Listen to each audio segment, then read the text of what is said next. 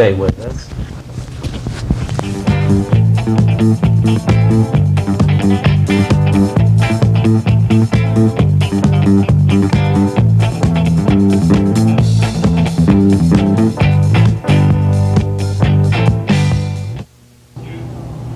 Hello and welcome back to Hollywood Today.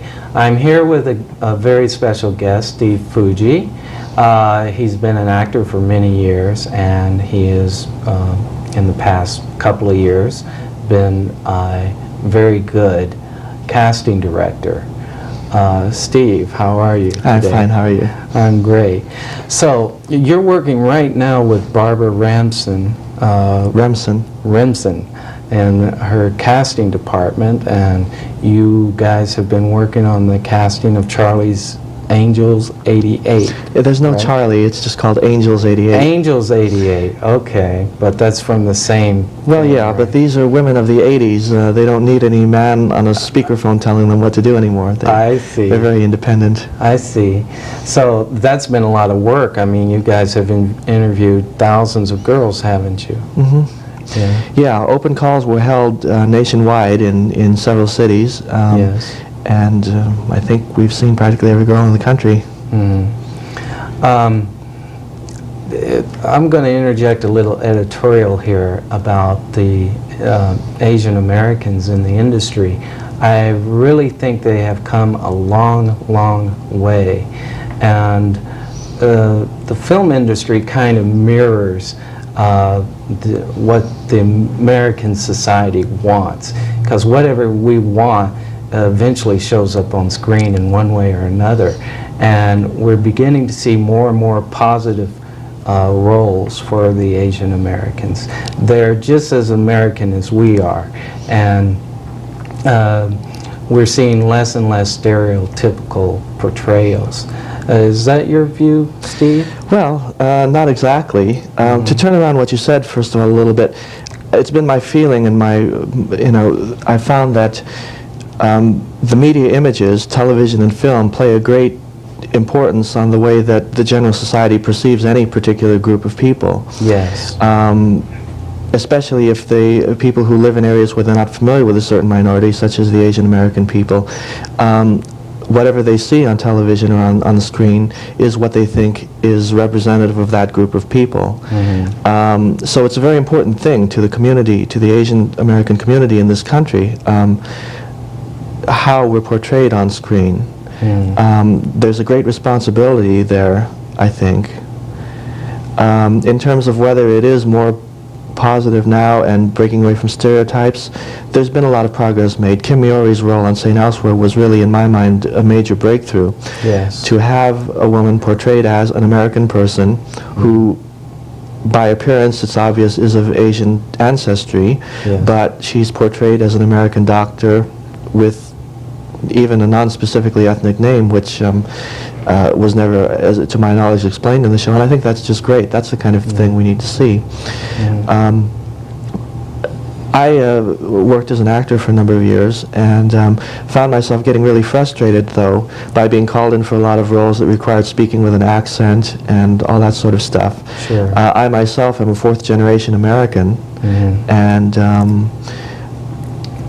I found myself, on one hand, wanting to see families like mine on screen, just an American family who is of an Asian ancestry, but is an American Southern California suburban family. Sure. Never saw that. Yeah. And anytime I was called in to audition for these roles playing foreign characters, from an acting point of view, it was interesting to do that, to create that kind of a character. But the fact is, it was creating a character totally foreign to what I am.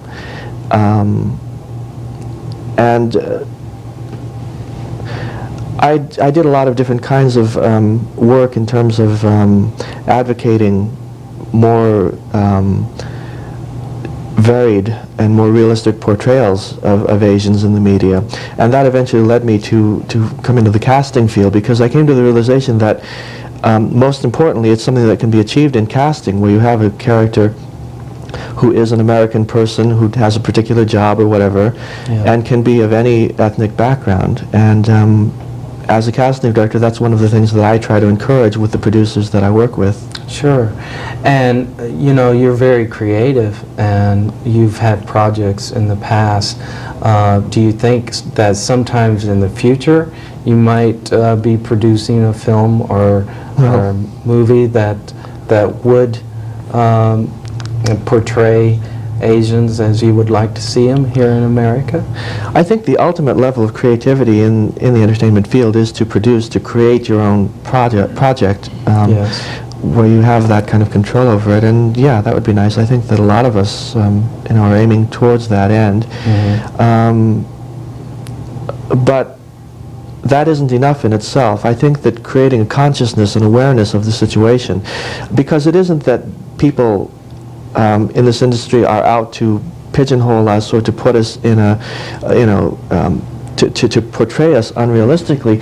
It's more a matter of they're not aware.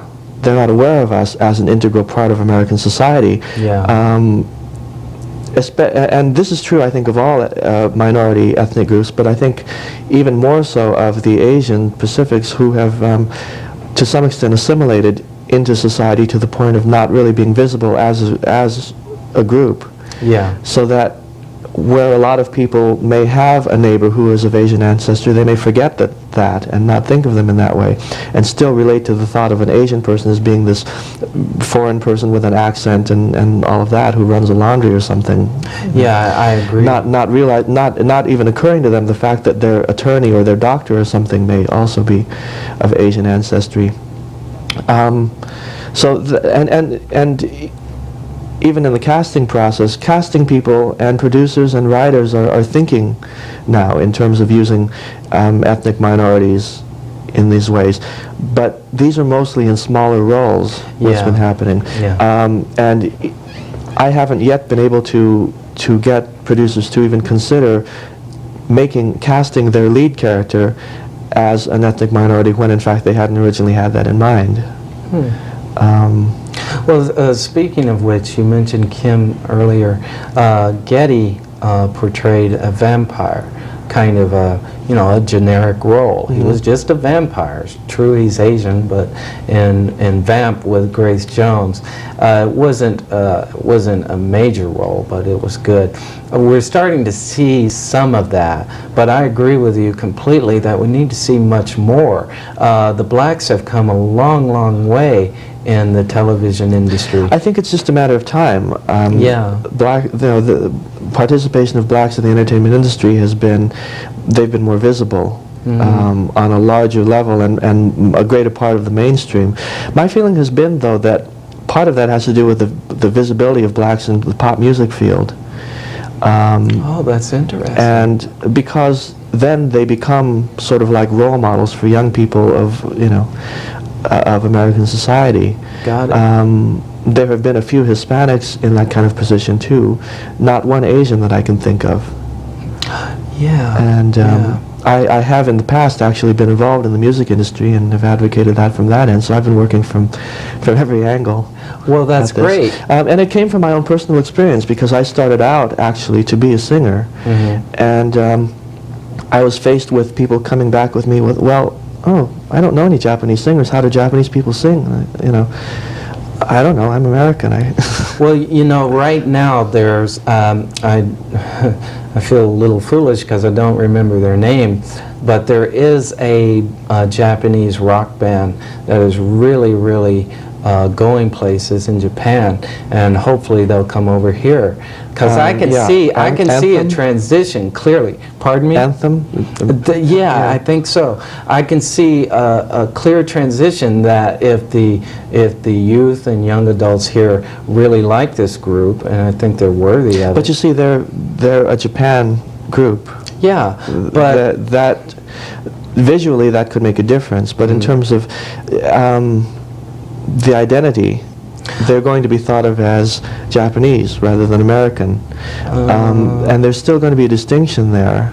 Yeah, there always will be. Actually, there's another factor involved too for the Asians, and that is that there's been such a large number of immigrants since the Vietnam era. Yeah. Throughout the 70s, there was a large wave of immigration, which created a whole new group of people in this country who were foreign born, and forgetting the fact that, you know, there are a lot of families who have been here for 100 years and have, you know, become completely integrated into part of American society. Yeah.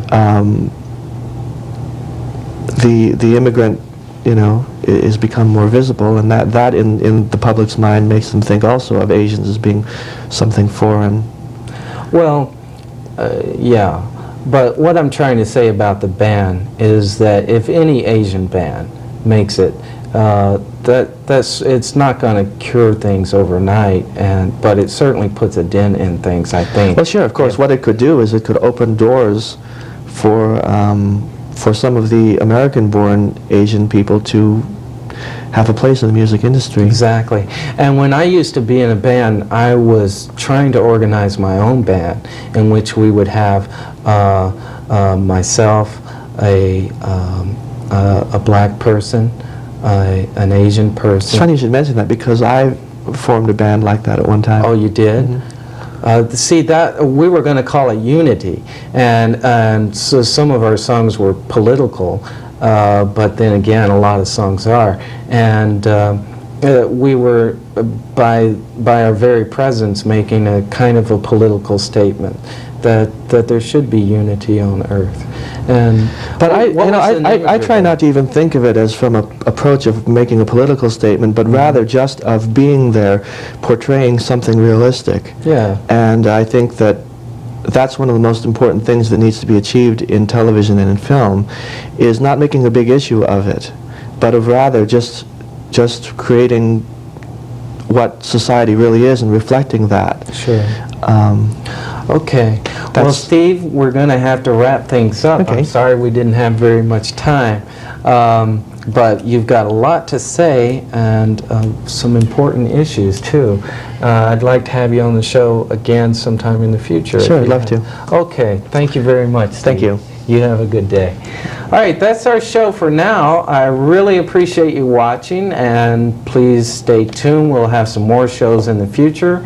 Our future guests will be Bruce Glover, Bob Monroe, and Rick Diamond. I really appreciate you watching. Thank you. Good night.